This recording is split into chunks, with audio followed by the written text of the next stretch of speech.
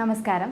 നമ്മുടെ വീടുകളിലൊക്കെ ഒരു 60 വയസ്സ് കഴിഞ്ഞാൽ പൊതുവെ അച്ഛന്മാർക്ക് അല്ലെങ്കിൽ അച്ചച്ചന്മാർക്കൊക്കെ പൊതുവെ ഒരു കണ്ടുവരുന്ന പ്രശ്നമാണ് മൂത്ര സംബന്ധമായിട്ടുള്ള ചില കാര്യങ്ങൾ അല്ലേ. നമ്മൾ അറിയാതെ യൂറിൻ പോകുന്നുണ്ട് പറയും, അല്ലെങ്കിൽ മൂത്രം പിടിച്ച് വെക്കാൻ പറ്റാതിരിക്കുക, അല്ലെങ്കിൽ മൂത്രം ഒഴിച്ച് കഴിഞ്ഞാൽ വീണ്ടും വീണ്ടും മൂത്രം ഒഴിക്കണം എന്ന് തോന്നുക, ഒരു മൂത്രശങ്ക ഇങ്ങനെ പൊതുവേ നിലനിൽക്കുക, ഭയങ്കരമായിട്ട് നടുവേദന, അവർക്ക് ശാരീരികപരമായിട്ട് ബന്ധപ്പെടുമ്പോൾ വളരെ കൂടിയ പ്രയാസങ്ങൾ, ഇതൊക്കെ പൊതുവേ നമ്മൾ കാണാറുണ്ട്. മൂത്ര സംബന്ധമായിട്ടുള്ള കുറേ പ്രശ്നങ്ങളായിട്ട് അവർ സഫർ ചെയ്യുന്നത് നമ്മൾ കാണാറുണ്ട്.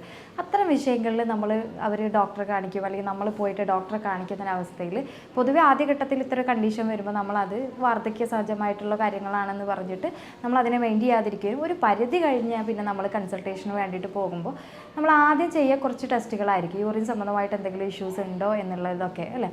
അത്തരം അവസ്ഥകളിൽ നമ്മൾ ചെന്ന് പിന്നെ യൂറിൻ ടെസ്റ്റ് ചെയ്ത് അതിൽ പ്രത്യേകിച്ച് പ്രശ്നങ്ങളൊന്നും ഇല്ല എന്നുണ്ടെങ്കിൽ ഫർദറായിട്ട് നമ്മൾ പോകുമ്പോൾ പിന്നീട് നമ്മളൊരു USG ഒക്കെ എടുത്ത് നോക്കുമ്പോഴാണ് പ്രോസ്റ്റേറ്റ് ഗ്ലാൻഡിന് എന്തെങ്കിലും പ്രശ്നങ്ങളുണ്ട് എന്ന് അറിയാം. അപ്പോൾ ഈ പ്രോസ്റ്റേറ്റ് ഗ്ലാൻഡിൻ്റെ ബുദ്ധിമുട്ടും പ്രോസ്റ്റേറ്റ് ഗ്ലാൻഡിന് വരുന്ന അണുബാധയൊക്കെ നമ്മുടെ നാട്ടിൽ വളരെ കോമൺ ആണ്. പൊതുവെ 60 വയസ്സ് അല്ലെങ്കിൽ 40 മുതൽ 60 വയസ്സ് കഴിഞ്ഞാൽ അല്ലെങ്കിൽ ഇൻ ബിറ്റ്വീനൊക്കെ ഉള്ള കാര്യങ്ങളാണ്. അപ്പോൾ അത്തരം വിഷയങ്ങൾ നമ്മൾ വളരെ മൈന്യൂട്ടായിട്ടും നമ്മൾ ചെറിയ രീതിയിലൊക്കെ ശ്രദ്ധ കൊടുത്തു പോകുന്ന ഈ ഒരു കണ്ടീഷൻ പിന്നീട് പ്രോസ്റ്റേറ്റ് ക്യാൻസറായിട്ട് മാറുന്നൊരവസ്ഥയിലോട്ട് പോകാറുണ്ട്. ഇന്ന് നമ്മൾ അത്തരം ഒരു വിഷയമായിട്ട് ബന്ധപ്പെട്ടാണ് സംസാരിക്കുന്നത്. ഞാൻ doctor Haseena, doctor Basil സോമിയ hospital, Pandikkad, Malappuram ജില്ല.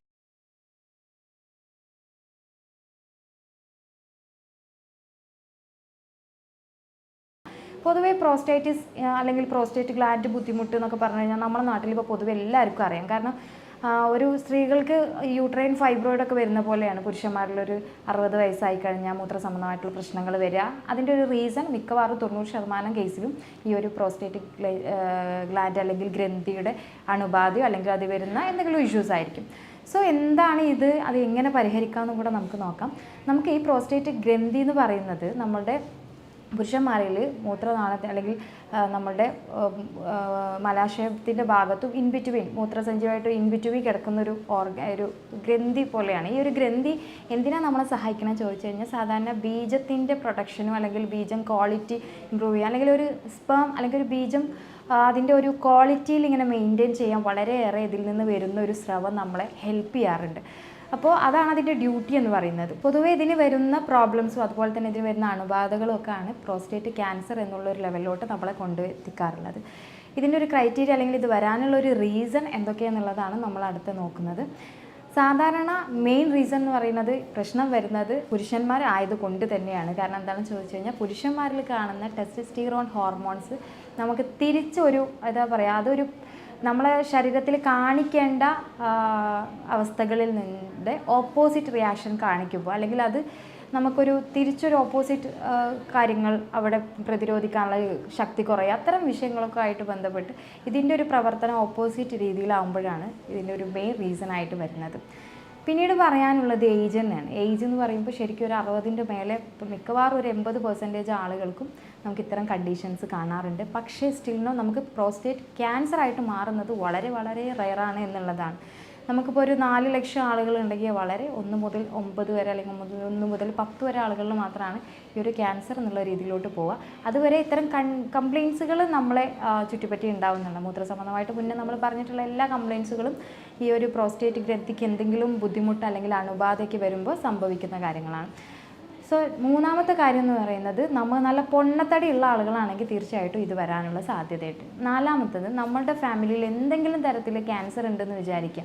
അത്തരം ആളുകൾ, അതിപ്പോൾ നമ്മളുടെ ഇപ്പോൾ സഫർ ചെയ്യുന്ന ആളുകൾ അല്ലെങ്കിൽ ആ രോഗിയുടെ ഉമ്മാക്ക് എങ്ങാനും സ്തനാർബുദം ഉണ്ടെന്ന് വിചാരിക്കുക. അത്തരം ആളുകൾ അല്ലെങ്കിൽ യൂട്രൈൻ ക്യാൻസർ വന്നു, അത്തരം കണ്ടീഷൻ വന്നാൽ പോലും നമുക്ക് ആ ഒരു ചെറിയൊരു അതിൻ്റെ ഭാഗമായിട്ടൊരു ടെൻഡൻസി വരാനുള്ള സാധ്യത കൂടുതലാണ്. പിന്നീട് ഇത് തന്നെയാണ് പറയാനുള്ളത്, മെയിനായിട്ട് ജനറ്റിക്കായിട്ട് ആർക്കെങ്കിലും അത്തരത്തിലൊരു കംപ്ലയിൻസ് വേറെ എവിടെയെങ്കിലും ഒരു ക്യാൻസർ കംപ്ലയിൻസ് വന്നിട്ടുണ്ടെങ്കിൽ അവർക്ക് വരാനുള്ള സാധ്യതയുണ്ട്. സോ അത്തരം ആളുകൾക്കാണ് ഈ ബുദ്ധിമുട്ട് വരുന്നതെങ്കിൽ അവർ കുറച്ചും കൂടി മറ്റുള്ളവരെ അപേക്ഷിച്ച് ഒന്നുകൂടെ കെയർ ചെയ്യണം എന്നുള്ളതാണ്.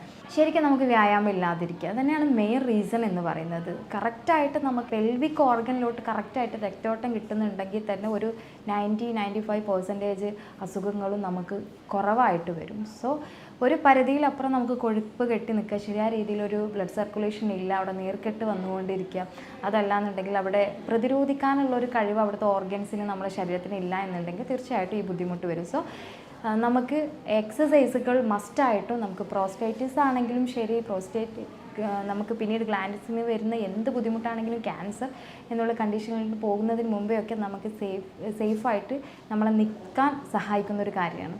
ഇനി നമ്മൾ ശ്രദ്ധിക്കേണ്ടതെന്ന് വെച്ചാൽ കൂടുതൽ സമയം നമുക്ക് മിൽക്ക്, അതായത് പാലുൽപാദന വസ്തുക്കളൊക്കെ കൂടുതലായിട്ട് കഴിക്കുന്ന ആളുകളിൽ ഇത് ക്യാൻസർ വരാനുള്ളൊരു സാധ്യത ഉണ്ട് എന്ന് പുതിയ പഠനങ്ങൾ തെളിയിക്കുന്നുണ്ട്. അപ്പോൾ അതുകൊണ്ട് തന്നെ നമ്മൾ ടോട്ടലി പറയുന്നത് കൊഴുപ്പടങ്ങിയിട്ടുള്ള ഭക്ഷണങ്ങൾ പരമാവധി കുറക്കുക. എപ്പോഴും കൊഴുപ്പ് കൂടിയ ഭക്ഷണങ്ങളോടുള്ള ടെൻഡൻസി കുറക്കുക. അതിൽ നമുക്ക് പഞ്ചസാരയുടെ ഉപയോഗം പാടെ ഒഴിവാക്കുന്നത് വളരെ നല്ലതാണ്. ഇത്രയും കാര്യങ്ങളാണ് മെയിനായിട്ട് നമ്മൾ കണ്ടുപിടിക്കപ്പെട്ടിട്ടുള്ളൊരു റീസൺസ് എന്ന് പറയുന്നത്. അപ്പോൾ ഇത്രയും കംപ്ലയിൻറ്റ്സ് ഉണ്ടെങ്കിൽ തീർച്ചയായിട്ടും നിങ്ങൾ അതിനെ ഏതൊക്കെ രീതിയിൽ ഓവർകം ചെയ്യാൻ പറ്റും എന്നുള്ളത് നിങ്ങൾ നോക്കിയിട്ട് കറക്റ്റായിട്ട് ചെയ്യാന്നുള്ളത് തന്നെ.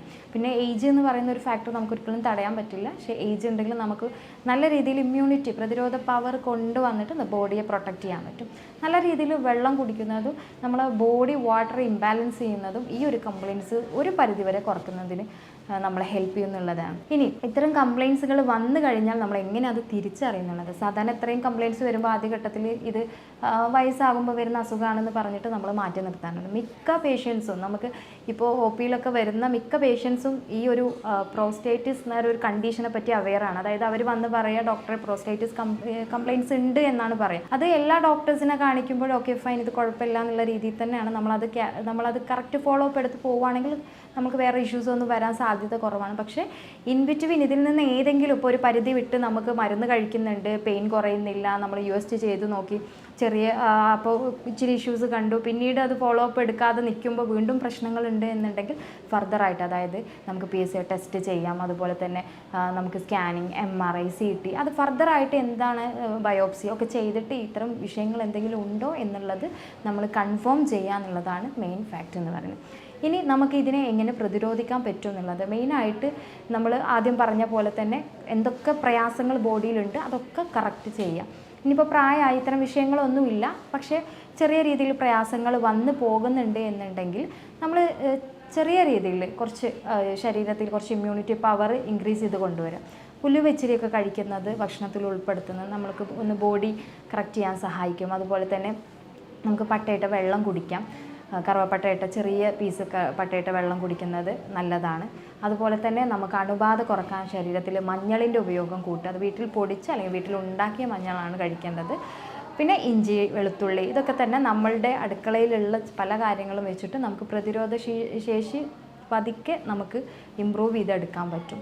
എത്ര പ്രായമായാലും ചെറിയ രീതിയിൽ 20 മുതൽ 40 മിനിറ്റ് വരെ നിങ്ങൾക്കൊരു മൈൽഡ് ഇതിൽ നടക്കാവുന്നതാണ്. നടക്കുമ്പോൾ എപ്പോഴും ശ്രദ്ധിക്കേണ്ടത് കാലുകൾ വീശി വെച്ച് നല്ല രീതിയിൽ രക്തയോട്ടം വരാൻ ശ്രമിക്കുക. നന്നായിട്ട് ഉറങ്ങുക എന്നുള്ളതാണ്. അപ്പോൾ ഉറക്കം ഇല്ലാത്ത കുറേ ഓൾഡ് ഏജ് അല്ലെങ്കിൽ കുറച്ച് പ്രായമായി കഴിഞ്ഞാൽ ഉറക്കം ഇല്ല എന്ന് പറയുന്ന കുറേ ആളുകളുണ്ട്. അത്തരം ഉറക്കം ഇല്ലാത്ത ആളുകളിലാണെങ്കിൽ ചെറിയ രീതിയിൽ നമുക്ക് തലയിലും അതുപോലെ തന്നെ കണ്ണിന് ചുറ്റുമൊക്കെ ചെറിയ രീതിയിൽ മസാജിങ് കൊടുത്തു കഴിഞ്ഞാൽ കുറച്ചും കൂടി നമ്മളെ അത് ഹെൽപ്പ് ചെയ്യും. ഇനി ചൂടുവെള്ളം കുടിക്കുന്നത്, രാത്രി നൈറ്റ് കിടക്കുമ്പോൾ ചെറിയ ചൂടുവെള്ളം കുടിക്കുക. മൈൻഡ് റിലാക്സ് ചെയ്തിട്ടൊക്കെ കിടക്കുകയാണെങ്കിൽ ഇച്ചിരി ഉറക്കത്തിൻ്റെ ബുദ്ധിമുട്ടും മാറി കിട്ടാനുള്ളൊരു സാഹചര്യം ഉണ്ടാവും. അതുപോലെ തന്നെ കമിഴ്ന്ന് കിടക്കാതിരിക്കുക. മാക്സിമം ചെറുപ്പത്തിൽ അതൊരു ശീലമാക്കി കൊണ്ടുവരിക. ഇനി അത് മാറ്റിയെടുക്കാൻ നോക്കുക. ഇപ്പോൾ അങ്ങനെ ആ രീതിയിലാണ് കിടക്കുന്നെങ്കിൽ പരമാവധി ചെരിഞ്ഞ് കിടക്കുക അല്ലെങ്കിൽ മലർന്ന് കിടക്കുകയോ ചെയ്യുക. ഒരിക്കലും തന്നെ കമിഴ്ന്ന് കിടക്കുന്ന ഒരു ശീലം ഇല്ലാതിരിക്കുക. ഇനി നമ്മൾ ഇത്തരം കാര്യങ്ങളൊക്കെ ചെയ്ത് നോക്കുക. അതോടൊപ്പം തന്നെ കറക്റ്റായിട്ട് നമ്മുടെ ശരീരത്തിലോട്ട് മെറ്റബോളിസത്തിന് ആവശ്യമായിട്ടുള്ള ഫ്രൂട്ട്സുകൾ അതുപോലെ ഭക്ഷണങ്ങൾ പരമാവധി കഴിക്കുക. അതിൽ തന്നെ മിക്കവാറും പാലുൽപാദന സാമഗ്രികളൊക്കെ തന്നെ ഒഴിവാക്കിയിട്ട് കുറച്ച് അധികം ഇലക്കറികൾക്കും പച്ചക്കറികൾക്കൊക്കെ കൂടുതൽ ഇമ്പോർട്ടൻസ് കൊടുക്കുക. ധാരാളം കഴിക്കുക. ഷുഗറിൻ്റെ കണ്ടൻറ്റ് കുറയ്ക്കുക. അതുപോലെ തന്നെ കാർബോഹൈഡ്രേറ്റിൻ്റെ കണ്ടൻറ്റ് കൊടുക്കുക. ഹോമിയോപ്പതിയിൽ നമുക്ക് പ്രോസ്റ്റേറ്റിസ് കണ്ടീഷൻ അല്ലെങ്കിൽ ഇത്തരം കണ്ടീഷനുകൾക്ക് നിറയെ മെഡിസിൻസുകൾ ലഭ്യമാണ്. നമ്മൾ ഓരോ പേഷ്യൻറ്റിനെ ഫിസിക്കലി മെൻ്റലി അപഗ്രഥിച്ചതിന് ശേഷം അവർക്ക് ആവശ്യമായിട്ടുള്ള മെഡിസിൻസാണ് കൊടുത്തുകൊണ്ടിരിക്കുന്നത്. സോ നമ്മളത് യൂറോപ്യൻ നിർമ്മിത സോഫ്റ്റ്വെയറുടെ ഉപയോഗത്തോടെ അതുപോലെ തന്നെ ജർമ്മൻ മെഡിസിൻസുകളുടെ സഹായത്തോടെ നമുക്ക് ഓരോ മെഡിസിൻസും നമുക്ക് ഓരോ പേഷ്യൻറ്റിനെ വെച്ച് ഐഡൻറ്റിഫൈ ചെയ്യാൻ പറ്റുന്നു. പ്രോസ്റ്റേറ്റിസ് കംപ്ലയിൻസുമായിട്ട് എന്തെങ്കിലും ഡൗട്ടുകൾ ഉണ്ടെങ്കിൽ തീർച്ചയായിട്ടും താഴെയുള്ള വാട്സപ്പ് നമ്പറിൽ നിങ്ങൾക്ക് കോൺടാക്റ്റ് ചെയ്യാവുന്നതാണ്. ഞാൻ doctor Haseena, doctor Basil Soumya hospital, Pandikkad, Malappuram ജില്ല.